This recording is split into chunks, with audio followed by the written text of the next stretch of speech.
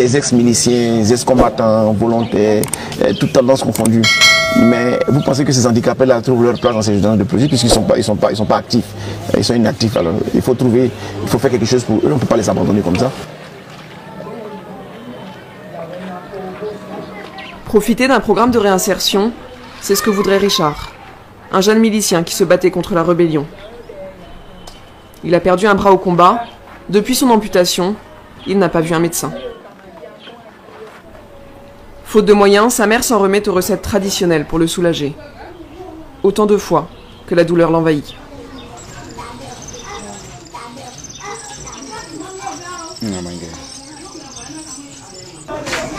Souvent, il y a du mal même à c'est ici, il a toujours, même aussi il parle fort, là, c'est ici, là, ça lui fait mal.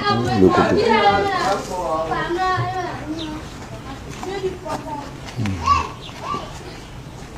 C'est grâce à ça aujourd'hui, bon, on ne sent pas ça comme ça un coup. Ça a petit feu, ça fait effet. Un peu seulement, ça fait effet. C'est comme ça. C'est grâce à ça aujourd'hui, j'arrive à quand même bouger mon épaule. C'est grâce à ça aujourd'hui. Souvent quand je suis comme ça, je me regarde 2 fois, 3 fois dans le miroir. Je me mets à pleurer. Vraiment.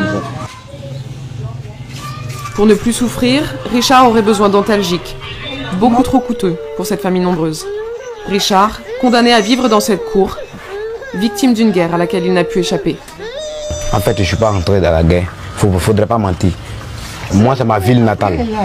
Voilà, à ce moment, j'avais quel âge? C'est-à-dire, quand nous suivons, nous sur les grands frères, quand ils font ça, les plus âgés, on est derrière eux. D'autres, ils viennent, les petits, c'est pour la sécurité de notre ville. Faut faire temps, pour que les gens là ne puissent pas rentrer dans la ville pour détruire les biens de nos parents. Je n'ai pas eu le choix d'entrer dedans. Nous sommes dans le secteur PK18, principale cible des attaques des forces de Laurent Gbagbo. Dans son petit cabinet, le docteur Krouma soigne gratuitement. Il habite ici depuis toujours. Chacun sait dans le quartier qu'il peut compter sur lui. Mais aujourd'hui, la priorité du docteur Krouma, ce sont les victimes de guerre. Il ne se contente pas de les soigner, il plaide aussi leur cause auprès des autorités, au cas par cas.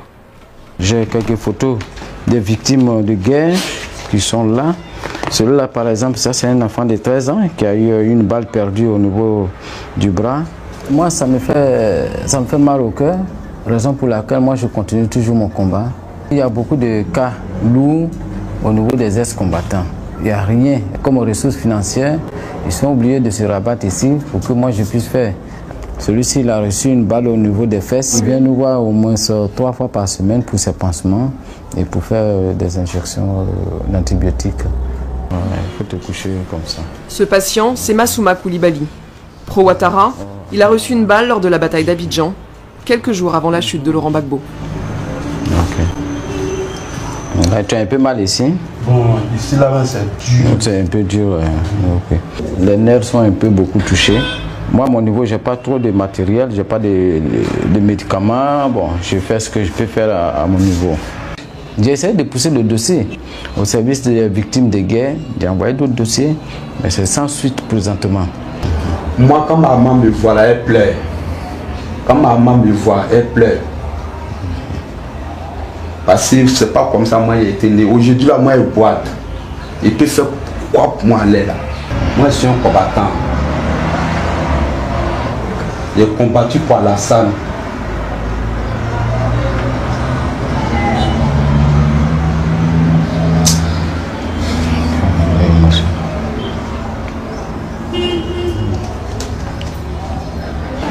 Ça va, l'émotion.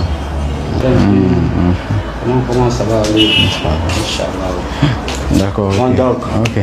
Je vais te raccompagner. Gbagbo Laurent n'a jamais abandonné un soldat. C'est ça la différence. De 2002 jusqu'en 2010, Gbagbo Laurent a toujours pris soin de ses soldats. Il n'a jamais abandonné quelqu'un.